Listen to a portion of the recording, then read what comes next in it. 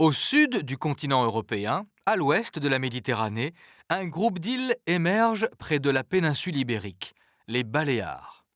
Elles forment un ensemble composé de 4 îles principales. 2 d'entre elles constituent une entité à part entière.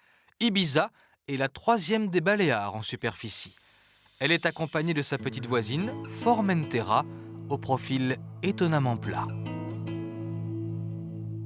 Entre les deux se glisse un chenal parsemé d'îlots minuscules. Toutes ces îles sont en fait les sommets émergents d'un massif sous-marin.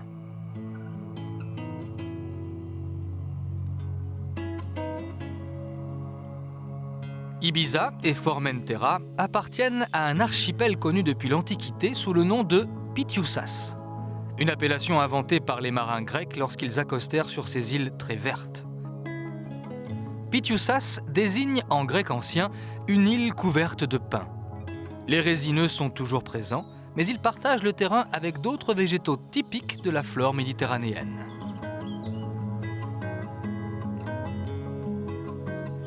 La faune des Pityoussas serait très pauvre s'il n'y avait les oiseaux de passage. Ils sont nombreux à faire escale ici dans leur migration saisonnière. Depuis 2000 ans avant Jésus-Christ, les îles ont servi de relais à plusieurs cultures. Les Phéniciens ont précédé les Carthaginois et, très vite, les populations successives ont cherché à se protéger des menaces extérieures. Dès le Moyen-Âge, les fortifications apparaissent. En 1983, les Baléares deviennent une communauté espagnole autonome, 3 ans avant l'entrée du pays dans l'Union européenne. À vol d'oiseau, l'Afrique du Nord est proche. L'influence musulmane se fait sentir jusque dans l'habitat traditionnel. Les murs couverts de chaux ont valu à Ibiza le nom d'île blanche.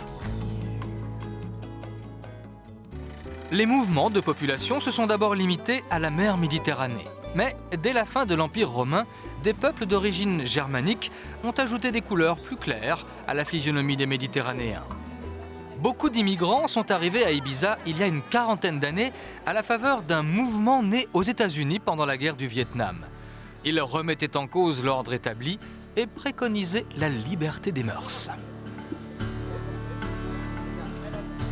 Avec leurs cheveux en bataille et leurs idées pacifistes, les hippies ont apporté leur goût pour les philosophies orientales et les produits dérivés de leur artisanat. Les substances hallucinogènes aidaient à voir le monde autrement en lui donnant des nuances psychédéliques. L'esprit communautaire des hippies et leur sens de la fête ont fait de nombreux adeptes. Un état d'esprit que l'on retrouve d'ailleurs dans les traditions locales. Les influences du Maghreb y sont bien visibles, notamment au plan vestimentaire. Elles sont d'autant plus fortes que l'île d'Ibiza fut christianisée très tard. La plupart des églises n'apparaissent qu'au XVIIIe siècle. La forêt originelle a reculé partout face à l'agriculture. Les paysages de l'île le confirment. Malgré de nouveaux moyens techniques et malgré les méthodes de l'agriculture intensive, le secteur agricole n'assure qu'un petit % du produit intérieur brut.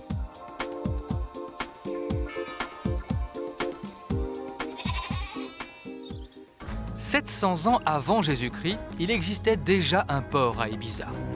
La profondeur de l'eau augmente rapidement à proximité du port. Les bateaux à fort tirant d'eau peuvent approcher sans difficulté. Aujourd'hui, les bateaux arrivent en provenance de tout le bassin méditerranéen.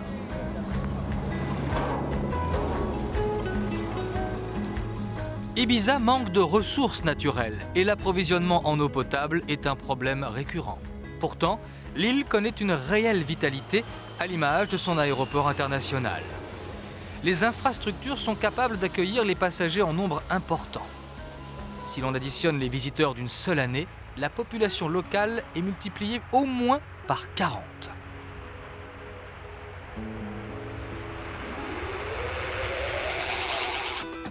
À partir des années 1960, la notoriété d'Ibiza a grandi. Les terres le long des côtes n'avaient aucune valeur. Le littoral s'est donc rapidement transformé pour accueillir les amateurs de repos et de détente. Ouverture d'esprit et côte hospitalière, il n'en fallait pas plus pour créer un phénomène.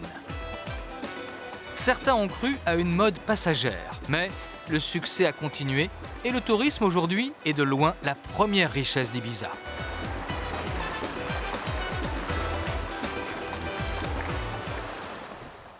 Les proportions d'Ibiza sont harmonieuses. Elle mesure 40 km de long pour une largeur moyenne de 20 km.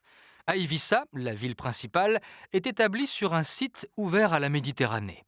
Son port est connu depuis la haute antiquité car il est bien abrité des vents du large par les collines avoisinantes.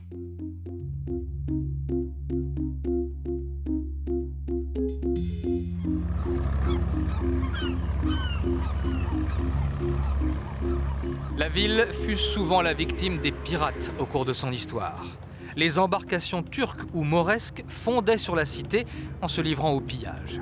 Les temps ont changé. Le port est désormais fréquenté par des bateaux qui n'ont rien d'hostile. Le port d'Ibiza n'a pas toujours été aussi prospère. Après la découverte de l'Amérique, les ports méditerranéens ont décliné et bon nombre de marins se sont retrouvés au chômage. Ils se sont alors engagés comme corsaires au service d'autres pays. Les corsaires étaient des mercenaires autorisés à attaquer les bateaux marchands de pays ennemis. Il ne faut pas les confondre avec les pirates que la ville tenta de repousser. L'empereur Charles Quint lui-même décida la construction d'une place forte au milieu du XVIe siècle.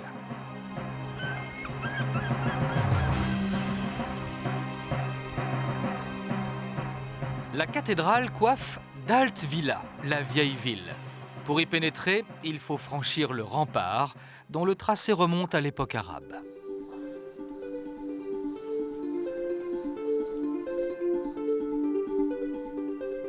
Commencé au XIIIe siècle, l'édifice catholique fut élevé sur le site d'une ancienne mosquée. Détail surprenant à la latitude d'Ibiza, la cathédrale est dédiée à Sainte Marie des Neiges. Pourquoi ? Simplement parce que c'est le 5 août, jour de fête de la Sainte, que la ville fut reprise aux musulmans après 3 siècles d'occupation. Pour la population catholique, la porte du ciel était à nouveau ouverte. Le musée archéologique offre une plongée saisissante dans l'histoire de l'île. Il abrite une collection de statuettes en terre cuite d'origine carthaginoise. Selon toute vraisemblance, il s'agit d'ex-voto, des objets symboliques qui expriment les remerciements à une divinité. La plupart des grandes périodes historiques d'Ibiza sont représentées grâce à de précieux vestiges. Aux vases grecs succèdent les statues des notables romains, ennemis jurés des Carthaginois. Tout le passé de l'île ressurgit après des siècles d'oubli.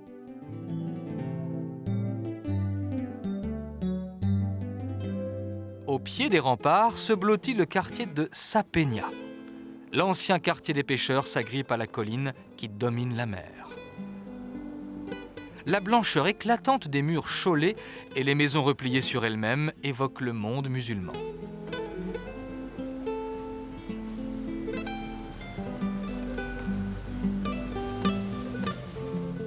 Peña signifie rocher en espagnol. Le quartier doit son nom à la configuration des lieux.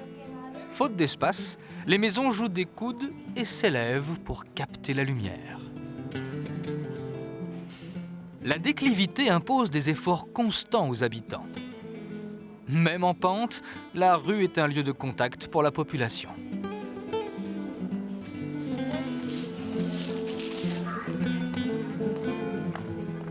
Le linge peut sécher, même à l'ombre, grâce à l'air marin qui circule sans arrêt.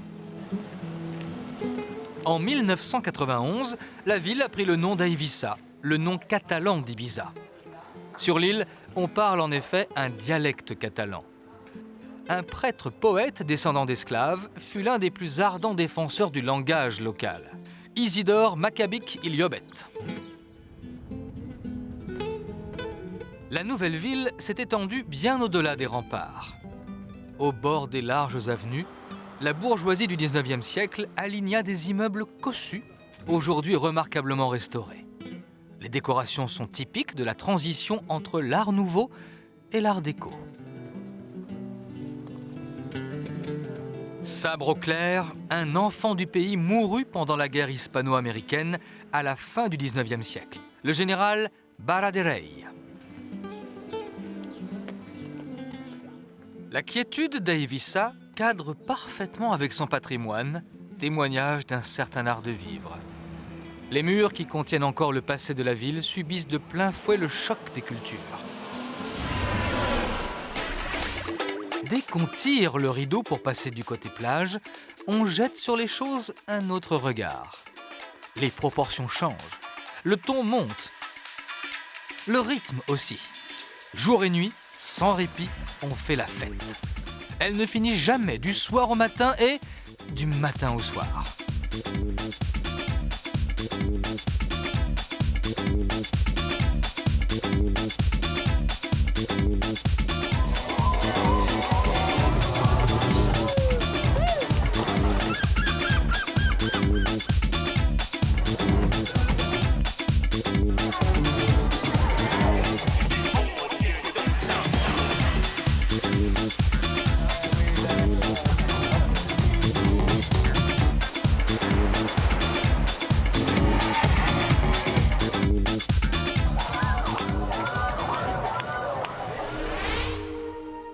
Vers le sud, la vie prend un tour plus tranquille si l'on s'applique à suivre les découpes du littoral.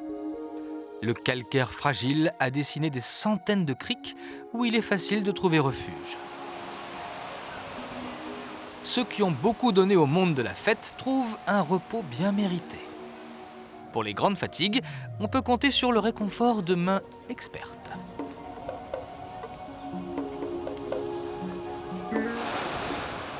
On prend de bonnes résolutions et on s'adonne aux activités sportives. Pourtant, le répit est de courte durée. La fête reprend vite le dessus.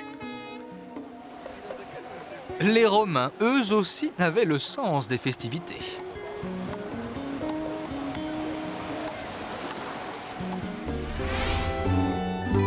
Pour prendre du recul, mieux vaut quitter le littoral et gagner l'intérieur des terres.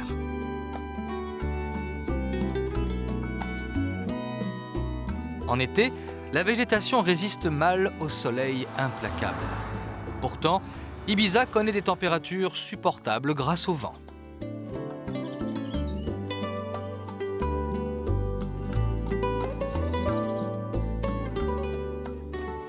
Le soleil et le vent ont favorisé la création de marais salants déjà exploités par les Carthaginois. Ibiza était appelée autrefois l'île de sel. Les salines constituent aujourd'hui une réserve naturelle et le riche écosystème a été déclaré zone de protection spéciale pour les oiseaux. Les méthodes d'exploitation n'ont quasiment pas changé. Auparavant, les paysans récoltaient le sel après la moisson et se partageaient les bénéfices. Un travail pénible réalisé en plein juillet. Depuis l'Antiquité, le sel d'Ibiza est réputé pour sa pureté. Ces salines furent parmi les plus importantes de Méditerranée. Au creux d'une baie, à l'extrême sud de l'île, les pêcheurs semblent hors du temps dans la petite localité de Sacanal. La pêche a longtemps été la seule ressource avec l'agriculture. Les deux activités étaient souvent menées de front dans les villages de la côte. Selon la saison, les familles changeaient de profession.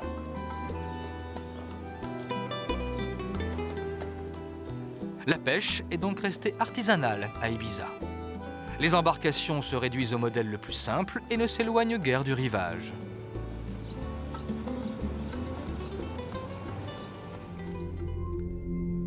Tout le long de la côte sud, Ibiza révèle ses contours déchiquetés. La roche calcaire apparaît ici particulièrement dépouillée. Le calcaire n'oppose qu'une faible résistance à l'action de l'eau salée. Et l'eau de mer est plus salée que la normale en Méditerranée, car c'est une mer presque fermée, de faible profondeur, et l'évaporation est importante.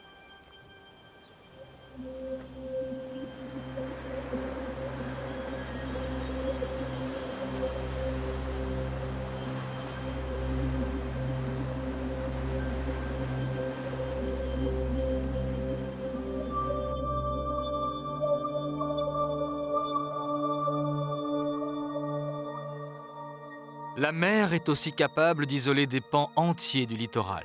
Elle en fournit un exemple spectaculaire au sud-ouest de l'île. Le rocher Es Bedra culmine à 382 mètres au-dessus des flots. Entre les gros rochers et la côte, les courants marins peuvent être violents et le vent agite la surface de l'eau.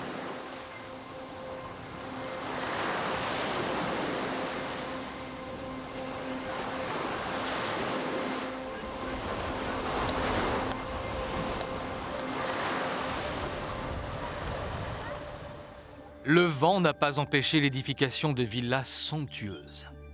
La plupart s'inspirent de l'habitat traditionnel en Méditerranée. Les formes géométriques, le blanc partout présent et le sens des volumes ont orienté les choix de plusieurs grands maîtres en architecture moderne.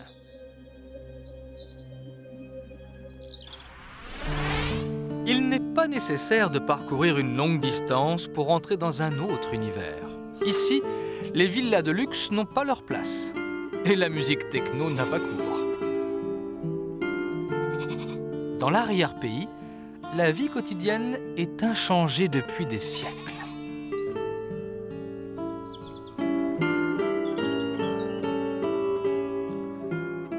La terre produit ce dont on a besoin, le reste est superflu. Une philosophie de l'existence que les hippies partageaient lorsqu'ils sont arrivés. Les deux mondes que tout séparait ont vécu dans le respect mutuel. Même les arbres se sont adaptés aux tendances nouvelles. Au cœur de la Serra de San Josep, on atteint Satalaya, le point culminant d'Ibiza à 475 mètres d'altitude. La vue y est imprenable sur le littoral sud. Par temps clair, on peut apercevoir la côte espagnole à 80 km.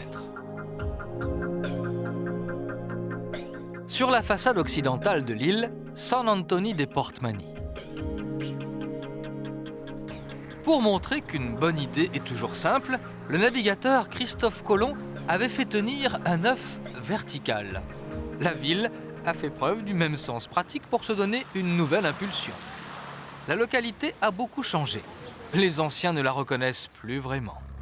L'ancien port de pêche des Romains, Porto Magnus, s'est en effet reconverti dans l'animation permanente.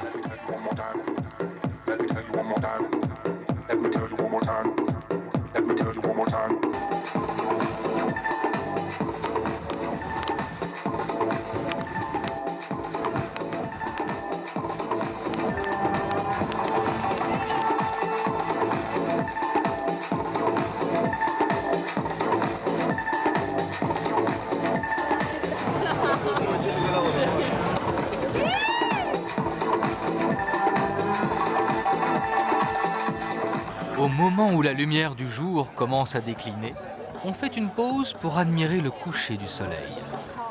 Mais la pause est de courte durée. Quand on a le rythme dans la peau, la tentation de la musique est trop forte. On s'habitue vite et on fait connaissance avec les habitués. Je suis célèbre parce que je suis le meilleur pirate que vous ayez jamais rencontré. Et mon bateau, c'est le plus beau. Les vieux loups de mer et les artistes accompagnent les derniers instants du soleil.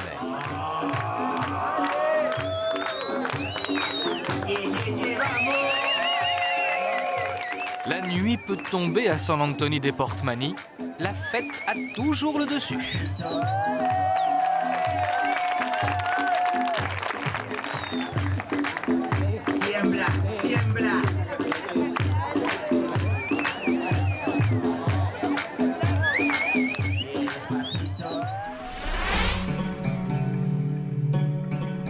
Vers le centre de l'île, la forêt repousse difficilement les assauts des cultures en terrasse qui montent par vagues successives.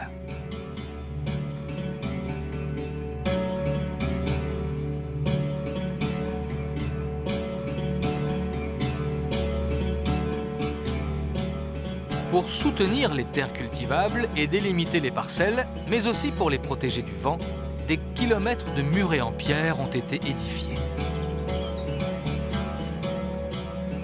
Dans le hameau de Balafia, les pierres ont également servi à la construction de tours. Les habitants s'y réfugiaient lors des attaques de pirates.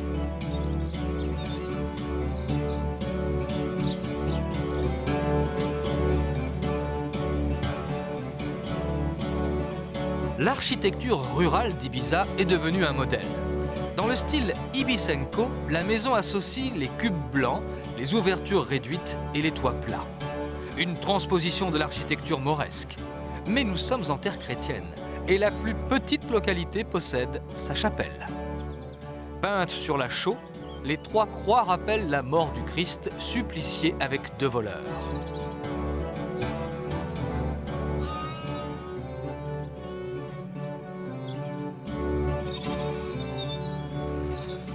La terre argileuse est sèche mais fertile.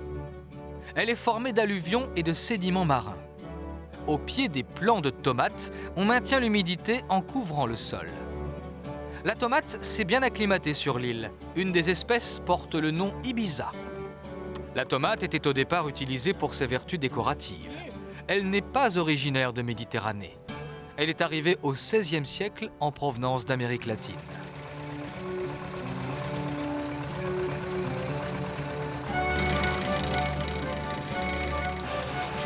Même si les rendements sont faibles, l'agriculture est une des plus anciennes activités humaines sur l'île. Les Romains la pratiquaient déjà.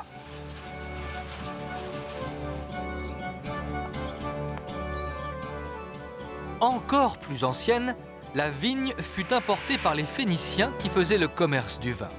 Le vignoble produit un vin corsé typique des terroirs très ensoleillés.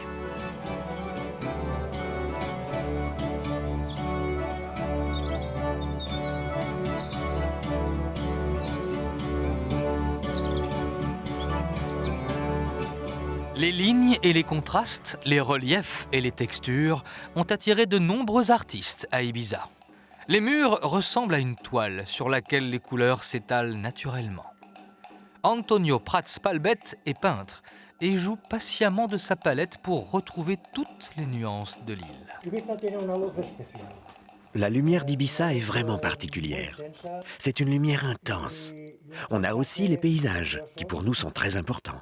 Et évidemment, nous avons la mer, qui adoucit toujours les paysages. Et l'ensemble de tout cela représente l'île. Il y a aussi la vie quotidienne.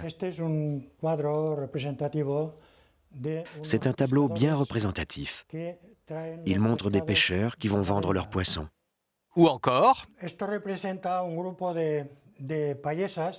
celui-ci représente un groupe de paysans qui vont sans doute à une fête ou à la messe.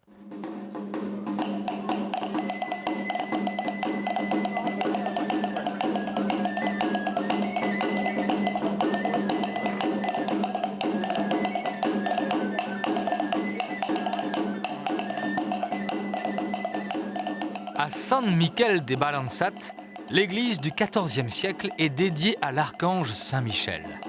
Elle sert de décor à une danse traditionnelle, le bal paguès, le bal paysan.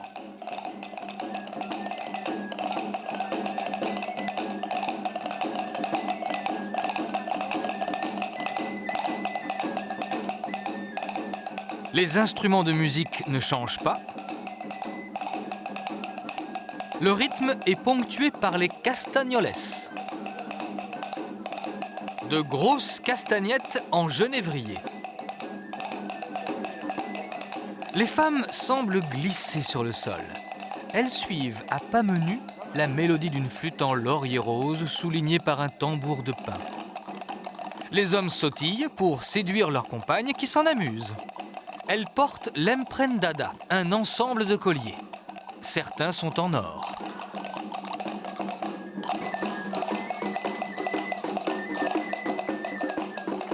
Il existe plusieurs versions de la danse, avec des jupons plus ou moins nombreux.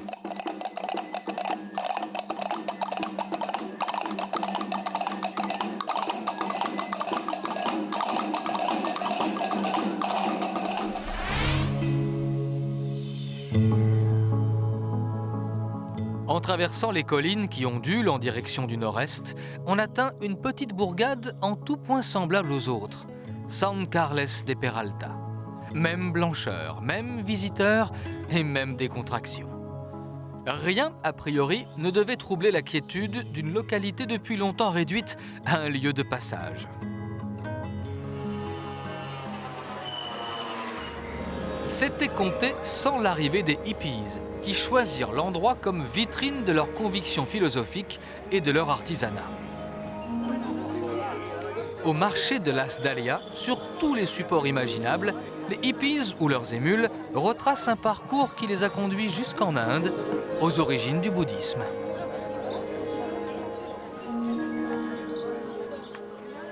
Dans les années 1960, les hippies vendaient sur le marché les objets réalisés de leurs propres mains, souvent avec un réel talent.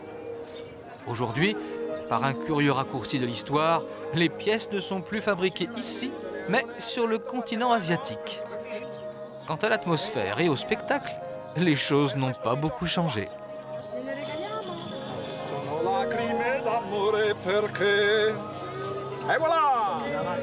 Le travail manuel, les signes de ralliement, la méditation prolongée, tout est là. Ici, ça s'appelle le petit marché hippie de Las Dahlias, parce que nous sommes de vrais hippies. C'est le lieu de rencontre des hippies de San Carlos. Être hippie, cela signifie apprécier la vie d'une manière très naturelle. Par exemple, ici, à Ibiza, nous avons un air pur et sain, beaucoup de soleil et beaucoup de vie sociale. C'est grâce aux hippies que nous avons toute cette atmosphère. Pour les hippies, l'île d'Ibiza n'était qu'une étape. Le flower power, le pouvoir des fleurs, devait les conduire bien plus loin. Beaucoup sont restés en raison du climat, mais surtout parce que les autochtones toléraient leur vision bien personnelle des choses. Certains appliquent toujours au tissu une technique décorative d'origine indonésienne. Avant de le teindre, certaines parties sont enduites de cire. C'est du batik. Je fais ça moi-même depuis plus de 20 ans ici à Ibiza. Je suis arrivée en 1976 et ceci, c'est le même batik qui se faisait à l'époque des hippies.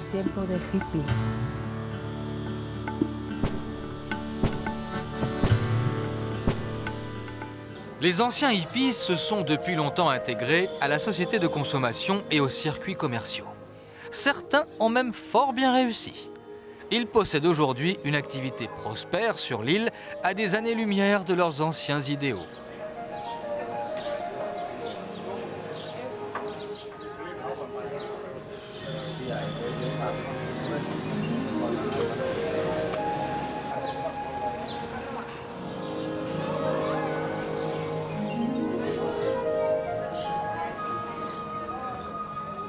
À San Joan de la Bridge, comme dans beaucoup d'autres villages, le flower power a influencé le mode de vie et la façon de penser. Non seulement les insulaires ont respecté les hippies et leurs principes, mais ils ont assimilé leurs goûts, par exemple en matière de décoration. Entre les deux mondes, la fusion n'est pas totale, loin s'en faut. Toutefois, le résultat de la cohabitation est intéressant.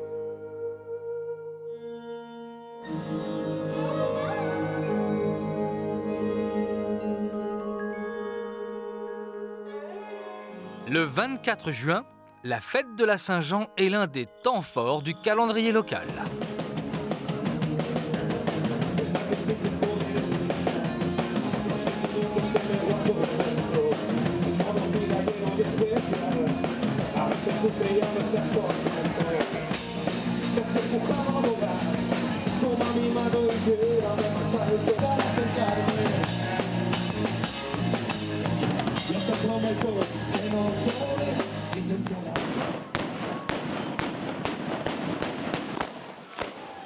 La tradition veut que la fête de la Saint-Jean soit accompagnée de feux de joie.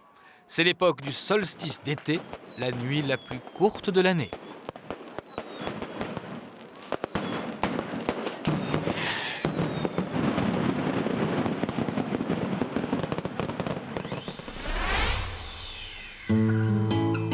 La côte nord lève brutalement des falaises impressionnantes. Les voies d'accès sont rares, sauf du côté de San Miquel. Le mouillage est connu depuis l'Antiquité pour être bien protégé du vent.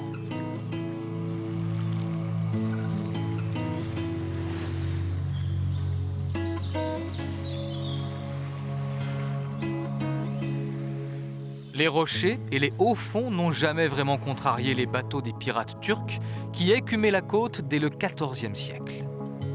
La menace était telle que l'on érigea des tours de guet pour prévenir les incursions des pillards.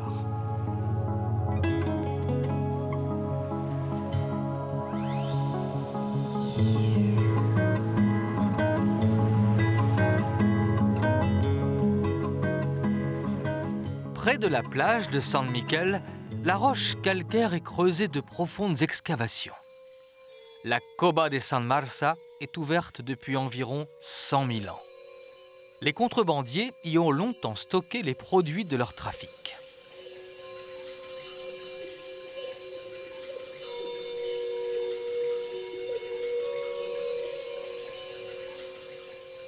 Le calcaire est dissous par les eaux de ruissellement qui s'infiltrent depuis la surface.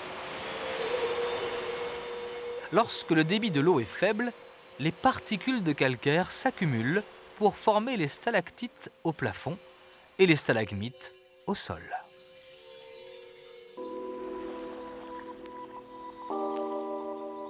De l'autre côté de la grotte, la plage de Beniras. Au creux d'une courbe régulière, le vent souffle doucement pour rafraîchir les baigneurs sur la plage.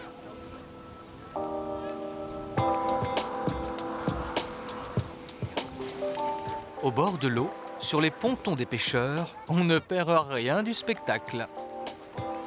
Le phare de Portinache pointe au nord de l'île.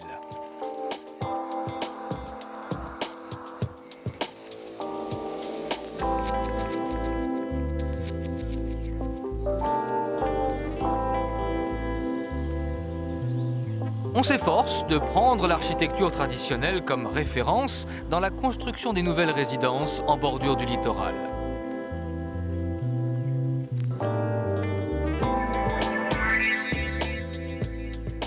Grâce à une loi votée en 1991, 60% du littoral est désormais protégé.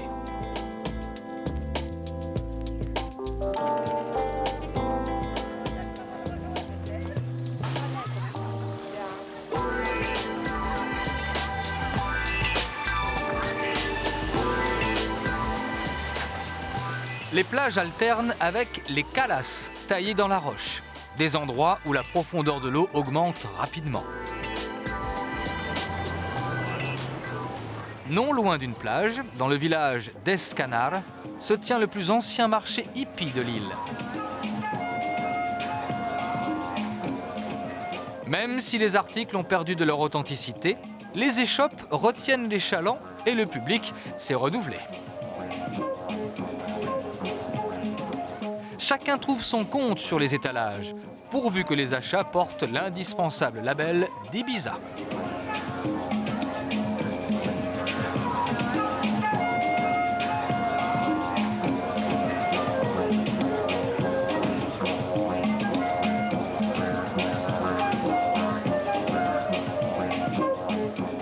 En réalité, le concept de marché a quelque peu évolué. Nous sommes au marché hippie, le Hippie Market. Ce nom vient d'avant, à l'époque où les hippies avaient monté un petit marché. Puis les gens ont commencé à voyager, ils ont ramené de plus en plus de choses. L'artisanat, ça évolue avec le temps, mais en réalité, je pense que ce marché est devenu très commercial. Mais d'un autre côté, on trouve toujours ici des objets d'Inde ou d'ailleurs. Et les gens venus de différents pays peuvent se rencontrer. Les hippies eux-mêmes n'auraient pas imaginé un tel succès. L'une des plus séduisantes baies d'Ibiza s'enroule autour de Santa Eulalia del Riu, sur la côte est. Riu veut dire fleuve en catalan. Un fleuve qui se jette dans la baie quand il n'est pas à sec. Sur le Puig de Missa, le pic de la Messe, à partir du XVIe siècle, une église fortifiée hébergeait les populations lors des attaques maures. L'épaisseur des murs donne une idée de la crainte que les musulmans suscitaient.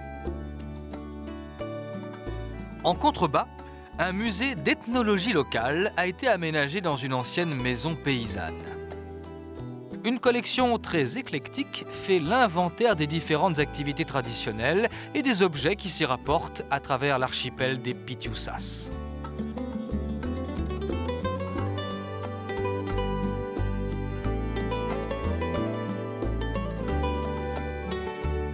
Depuis des temps immémoriaux, le savoir-faire des artisans a transformé les matières. Chaque objet répond à un usage précis. On enveloppe le verre d'un cordage pour le protéger des chocs. et on sèche les aliments périssables pour les conserver. Entre les fromages locaux et le pressurage des olives, le musée multiplie les témoignages des jours ordinaires ou des jours de fête à Ibiza.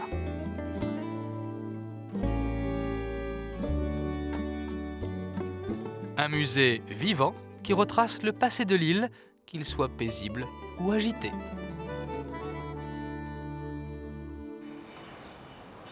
La baie de Santa Eulalia a bien failli perdre tout son charme dans les projets immobiliers des années 1970. Heureusement, les promoteurs ont fini par adopter un rythme plus décontracté.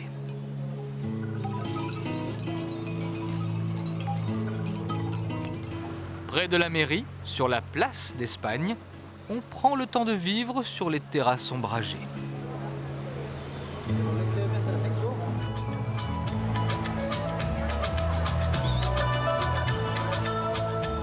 Un beau jour d'été, la foule se rassemble dès la fin de l'après-midi pour être aux premières loges d'un événement très attendu.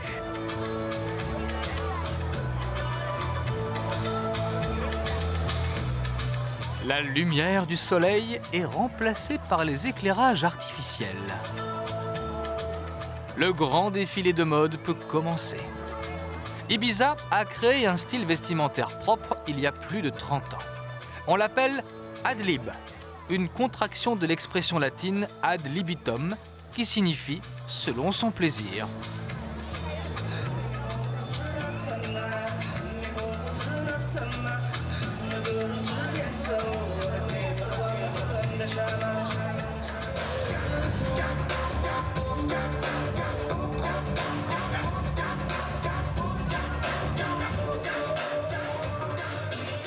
Avec beaucoup de blanc et un soupçon de provocation, les créations ad lib évoquent la lumière de l'île et la pureté de ses formes. Soufflée par les hippies, cette légèreté a traversé les années et les générations.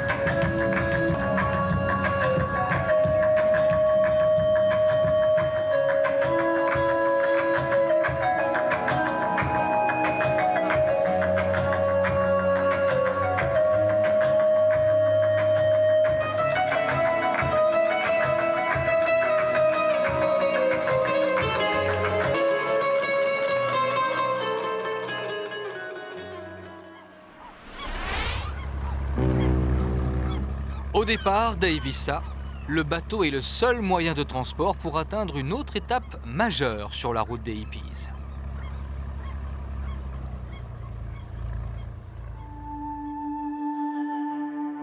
Reliée à Ibiza par des hauts fonds, c'est la plus méridionale et la plus petite des îles Baléares habitées, Formentera.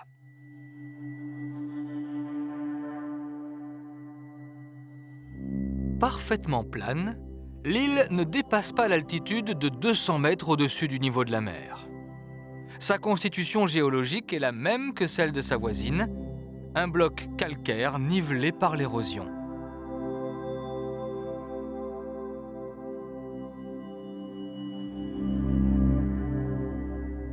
Le bateau venant d'Ibiza accoste à la Savina.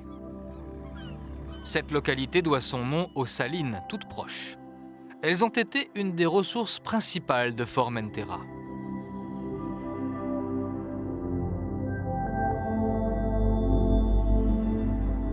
Les constructions respectent le profil de l'île et limitent leur hauteur.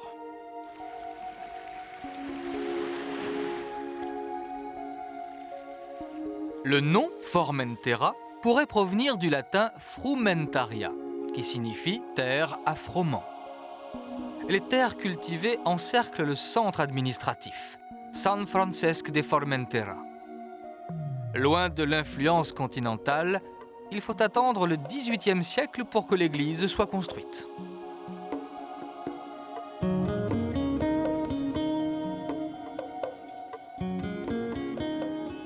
Un isthme de 5 km relie les deux extrémités de l'île. L'étroite et longue bande sablonneuse est bordée de plages bien abritées.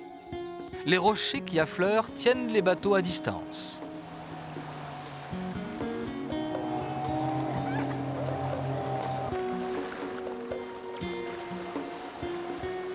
En revanche, ils offrent aux baigneurs un terrain de jeu sans cesse renouvelé dans une eau cristalline. Pas de plage surpeuplée. Formentera a compris la nécessité de se préserver. La surface de l'île ne comporte aucun obstacle.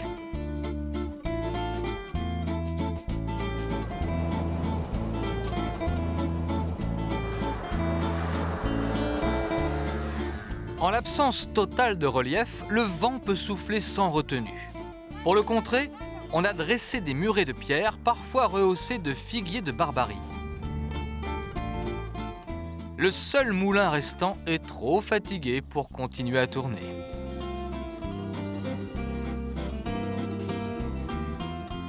Le vent a raboté l'île, aussi plate que l'horizon. Mais les lignes horizontales connaissent une exception, le phare de La Mola. Une autre hypothèse est avancée par ceux qui se sont penchés sur l'origine du nom Formentera. L'île est un promontoire et le terme latin promontorium pourrait avoir dérivé. Le promontoire est colonisé par les oiseaux. Pour se camoufler, leurs plumes se confondent avec la roche. Le goéland profite des courants ascendants pour prendre son majestueux envol.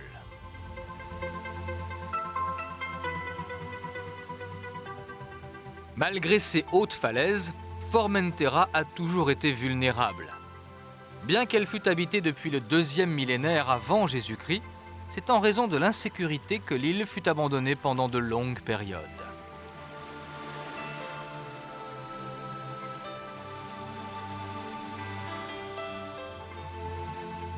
À l'extrémité orientale de l'île, une église illumine la localité d'El Pilar de la Mola. Les hippies se sont également installés à Formentera. Les dimensions réduites de l'île ont facilité les échanges avec la population et la survie de la culture hippie.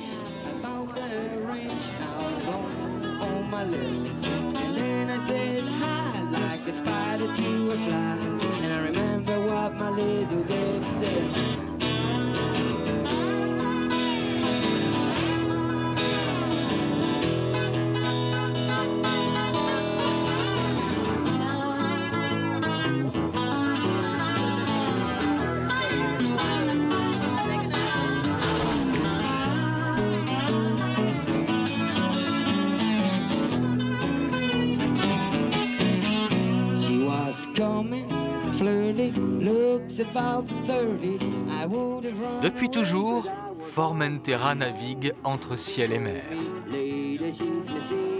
En prenant soin d'elle-même, l'île continuera à flotter sans effort parmi les reflets d'argent.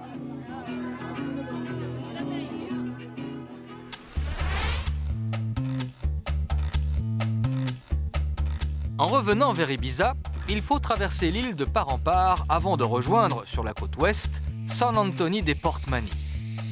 Un spectacle grandiose est sur le point de commencer. Dès la fin de l'après-midi, on se presse pour occuper les premiers rangs. Chaque jour, le show est identique, mais le succès est toujours au rendez-vous.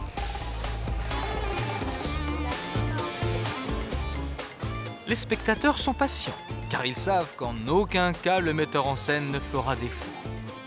Le spectacle ne peut être reporté.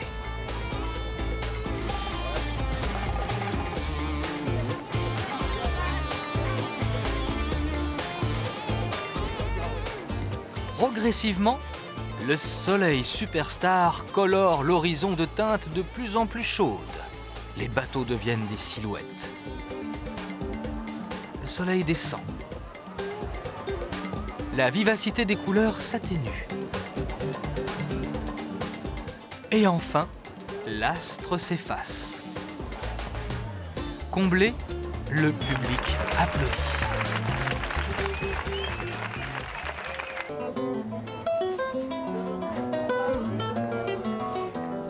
tard dans la soirée, à Ibiza, d'autres spectacles, d'autres fêtes se préparent.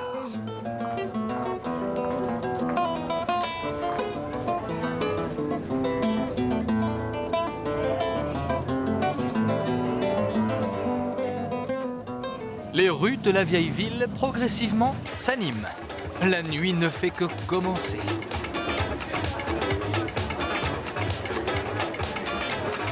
Mieux vaut prendre des forces. La fête sera longue.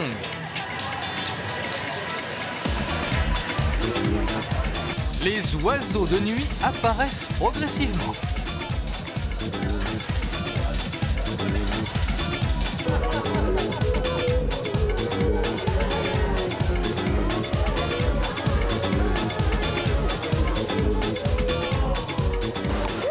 Il faut chauffer les spectateurs pour les préparer à la fête. C'est chaud.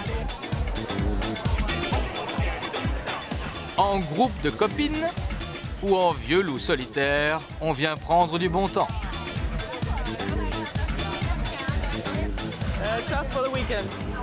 Juste pour le week-end, une partie sur la plage, le fun. Pourquoi? Parce que c'est un bel endroit avec des gens bien.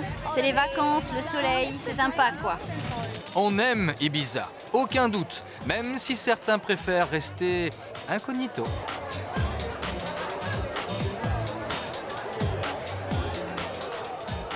Dans la foule, tout le monde pense la même chose. Ibiza, numéro 1. Ce n'est pas en marchant sur la pointe des pieds que l'on passe inaperçu.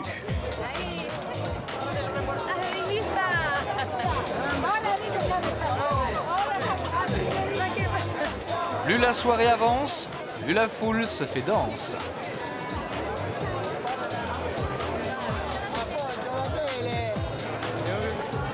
Une heure du matin, dans la rue de la Vierge, les acteurs du spectacle de la nuit défilent. L'ambiance monte d'un cran. Les personnages les plus extravagants font l'article pour les boîtes de nuit à la mode.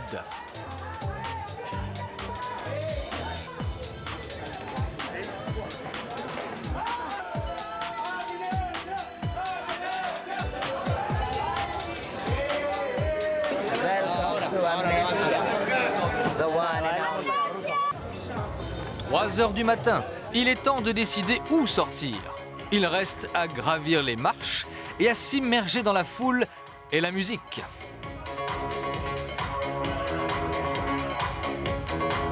La foule, la lumière et le rythme se mélangent.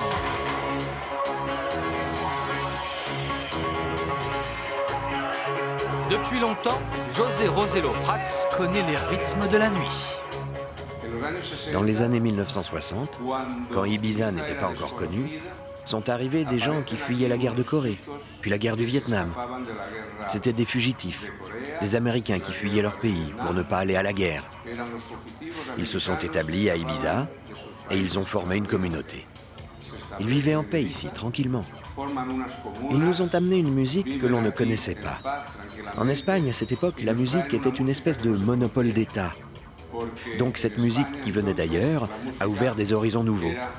Et Ibiza s'est assimilé à ce monde musical. C'est depuis lors qu'on a développé ici tout ce que nous avons aujourd'hui et qui représente la musique d'Ibiza.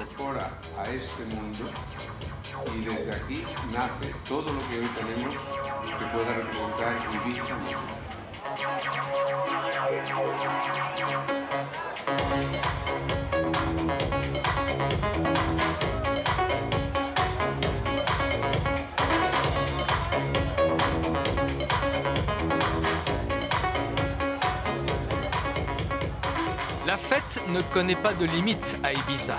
D'ailleurs, l'île elle-même n'a pas de limite.